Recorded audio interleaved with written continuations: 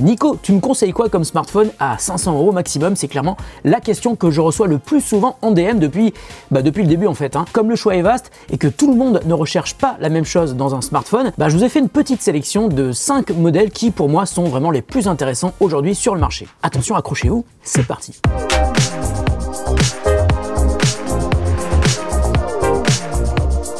Salut à tous et à toutes, j'espère que vous allez bien, moi ça va super bien comme d'habitude. Noël approche, j'adore cette période de l'année comme tout le monde, parce que Noël c'est aussi le moment de faire des cadeaux. Alors que ce soit pour vous ou pour vos proches, le smartphone c'est vraiment une super idée cadeau. Et quand on cherche un smartphone, on va pas se mentir, le premier critère de choix c'est le budget. Donc j'ai décidé de vous faire une petite vidéo où j'ai sélectionné 5 smartphones pour un budget maximum de 500 €. Ils sont tous là. Pensez aussi aux smartphones reconditionnés, on va en parler. Cette vidéo est réalisée en partenariat avec Orange et je vais en profiter pour faire un truc que je n'ai jamais fait. Alors restez bien attentifs, ça va vous intéresser, mais on commence avec les 5 smartphones que j'ai sélectionnés pour vous aujourd'hui. Alors tout d'abord le Google Pixel 6a. Le Google Pixel 6a c'est le petit pixel qui déchire, son prix normal est à moins de 500 € et il est régulièrement en promo, mais même à son prix de vente classique c'est vraiment une petite bombe. Pour faire simple, c'est un smartphone qui reprend tout ce que Google sait faire de mieux sur le traitement logiciel pour la photo. Il est équipé d'un capteur ultra grand angle, de la vision de nuit qui permet de faire des photos assez dingues en pleine obscurité. Il a aussi un écran OLED avec un excellent rendu des couleurs et c'est un écran 6,1 pouces, donc il est assez compact et les smartphones compacts c'est ce que beaucoup de gens recherchent pour une bonne prise en main notamment. Alors le processeur intégré dans le Pixel 6a c'est le Google Tensor qui équipait déjà le Pixel 6 et le Pixel 6 Pro, donc les modèles plus haut de gamme de l'an dernier. Évidemment l'interface est du pur stock Android 12 et pour toutes ces raisons le Pixel 6a est un smartphone qui mérite vraiment qu'on s'y intéresse de très près, surtout quand on cherche une très bonne qualité photo et qu'on n'a pas un budget pour s'acheter un smartphone haut de gamme. En revanche pour le prix, Google a dû faire quelques concessions, par exemple la charge rapide qui est limitée à 18 watts et l'écran qui offre un taux de rafraîchissement de 60 Hz uniquement. Mais son vrai point fort c'est la photo, et pour avoir testé pas mal de smartphones qui se disent très bons en photo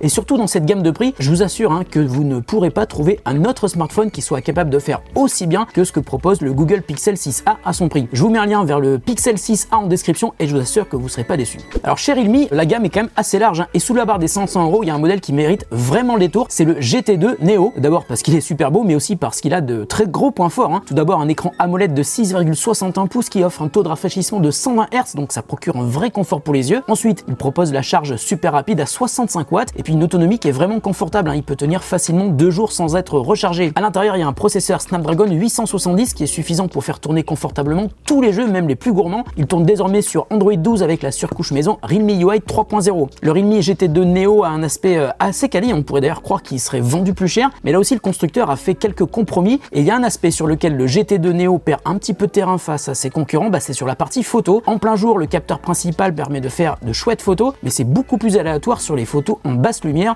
et sur la vidéo. Clairement, il faut considérer le GT2 Neo comme un smartphone qui est équilibré, il fait tout assez bien, mais si vous cherchez un smartphone principalement pour faire de super photos, c'est pas forcément le meilleur modèle à considérer. En revanche, si vous avez envie de personnaliser votre smartphone à fond et de jouer dans de très bonnes conditions, c'est un choix intéressant.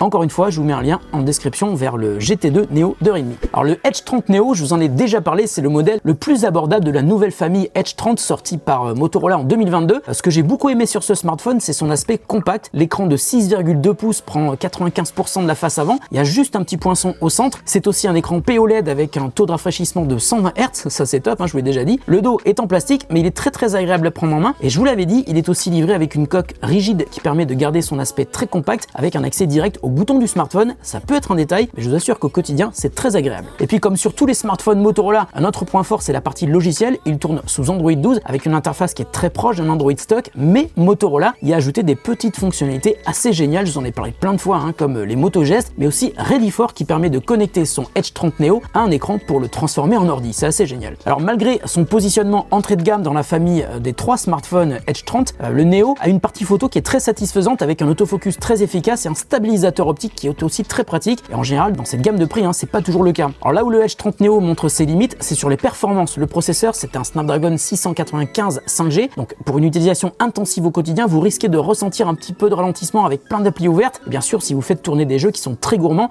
ça risque de manquer de fluidité. Enfin, sur l'autonomie, vous pouvez compter sur une journée, mais pas beaucoup plus. En revanche, et ça c'est vachement bien, il est équipé de la charge rapide à 68 watts, de la charge sans fil, et je vous rappelle évidemment que le chargeur est livré avec le smartphone. Comme tous les les Motorola de cette gamme d'ailleurs. Malgré ses petits défauts, le Edge 30 Neo a beaucoup d'autres points forts et je vous laisse aller jeter un œil à la vidéo complète où j'ai présenté toute la gamme Edge 30 de 2022 il y a quelques semaines. Vous verrez d'ailleurs que dans les 3 modèles dont j'ai parlé, mon préféré n'est pas forcément celui auquel on pourrait penser. Alors quatrième smartphone dont je voulais vous parler aujourd'hui, c'est le OnePlus Nord 2T. La gamme Nord, c'est le milieu de gamme chez OnePlus et sur ce modèle, il y a des trucs super intéressants et notamment la charge rapide qui atteint 80 watts, ce qui est vraiment beaucoup et surtout assez inédit dans cette gamme de prix. Il tourne sous Android 12 avec la surcouche OxygenOS qui est vraiment excellente. C'est super fluide, c'est paramétrable quasiment à l'infini et puis l'écran AMOLED de 6,43 pouces avec un taux de rafraîchissement qui monte à 90 Hz. On va dire que c'est dans la moyenne des smartphones dans cette gamme de prix. Alors ce grand écran, c'est vrai que c'est top si vous regardez beaucoup de vidéos ou si vous jouez. D'ailleurs pour les performances, c'est plutôt intéressant parce que le processeur est un Mediatek Dimensity 1300 5G qui est surprenant.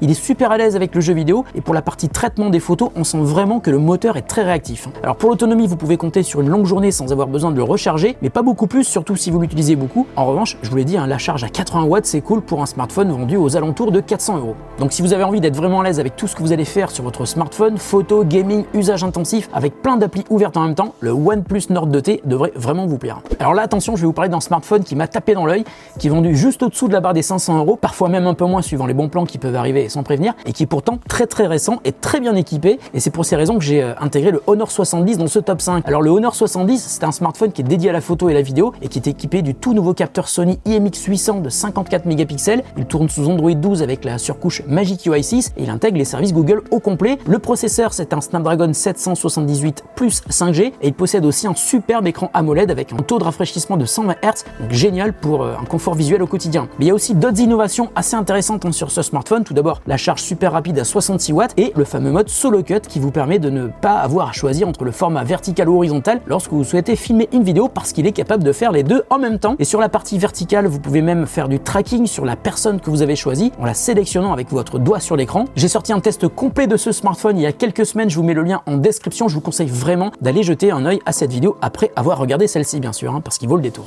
Et comme je vous aime beaucoup, j'ai une petite surprise pour vous parce que je vous ai réservé un 6e smartphone, c'est l'iPhone SE. Alors oui, il est vendu un tout petit peu plus de 500 €, mais il reste quand même dans la même gamme de prix. Alors l'iPhone SE est super intéressant parce que d'abord il y a un très bon processeur, c'est le A15 Bionic, il tourne sous iOS 16, il est 5G et il résiste à l'eau. Alors je vous parle évidemment de l'iPhone SE version 2022, mais vous voyez celui-là, en fait c'est pas le dernier iPhone SE mais l'ancien modèle, et celui-ci, on va dire qu'il commence à se faire vieux, mais il est encore possible de lui donner une deuxième vie. Alors cet iPhone, vous savez ce que je vais faire, je vais le ramener chez Orange. Parce que si vous voulez changer de smartphone, ça veut peut-être dire que vous avez peut-être un vieux téléphone ou un vieux smartphone qui ne va plus vous servir, comme c'est le cas pour moi pour cet iPhone. Et c'est donc l'occasion de vous parler d'une opération super sympa pour cette fin d'année, le Noël généreux d'Orange. Alors l'idée est simple, si vous avez un vieux téléphone qui dort dans un tiroir, vous pouvez lui offrir une deuxième vie. Il suffit de le rapporter en boutique Orange. Suivant son état, s'il est trop ancien ou trop abîmé, il sera recyclé et les matières premières traitées comme il se doit. Et si le téléphone que vous ramenez est en bon état, il pourrait être reconditionné pour potentiellement être revendu et servir à quelqu'un d'autre. Et le bénéfice pour vous, c'est que la valeur de rachat de votre ancien téléphone pourra vous servir pour acheter votre prochain mobile, c'est logique. Bref, c'est bon pour tout le monde, c'est bon pour vous, pour le porte-monnaie, mais c'est aussi bon pour la planète. Et en plus, en ce moment, le truc qui est vraiment très cool, c'est que si vous-même vous craquez pour un téléphone reconditionné, Orange vous offrira un chèque cadeau de 20 €. Donc vous savez quoi, j'ai envie de faire un truc que je n'ai donc jamais fait dans une vidéo avant. Si vous me connaissez, vous savez que j'adore faire des unboxings, mais là, on va faire l'inverse. J'ai cet iPhone SE et donc je vais faire un reboxing pour le ramener chez Orange. Attention, on arrête la musique, j'attrape mon matos, reboxing. Oh. Je vais prendre une boîte, c'est pas sa boîte d'origine, mais ça c'est pas grave. Hop, je le protège. C'est pas parce qu'il est vieux qu'il faut pas le protéger. Je mets un peu de papier craft.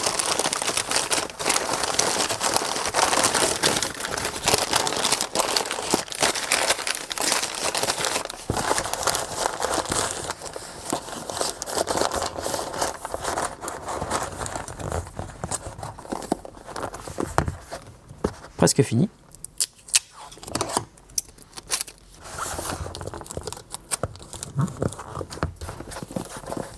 Et voilà, et si vous regardez cette vidéo à l'envers, ça fera un unboxing évidemment. Alors celui-ci, je l'ai mis, vous l'avez vu, dans une boîte qui n'est pas la boîte d'origine de cet iPhone SE. Et vous pouvez faire pareil si vous n'avez plus la boîte d'origine de votre smartphone ou de votre téléphone. Il suffit de vous rendre dans une boutique Orange et en échange de votre ancien téléphone. Et si vous achetez un téléphone reconditionné, vous pouvez repartir avec un chèque cadeau de 20 €. L'opération Reboxing Orange dure jusqu'au 4 janvier. Je vous mets un lien en description de la vidéo pour en savoir plus. Et merci à Orange d'être partenaire de cette vidéo. Voilà, j'espère qu'avec tous les smartphones dont je vous ai parlé aujourd'hui, vous avez peut-être trouvé celui qui qui vous fait envie, suivant les points forts de chacun d'entre eux et donc suivant ce qui vous intéresse dans un smartphone. Je vous ai évidemment mis des liens en description de la vidéo. Prenez soin de vous et de ceux que vous aimez. On se retrouve très bientôt pour une autre vidéo sur The Grand Test. Salut à tous et à toutes et bonne journée.